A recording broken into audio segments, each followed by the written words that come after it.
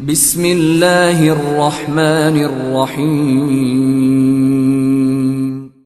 In the name of Allah, the Beneficent, the Merciful.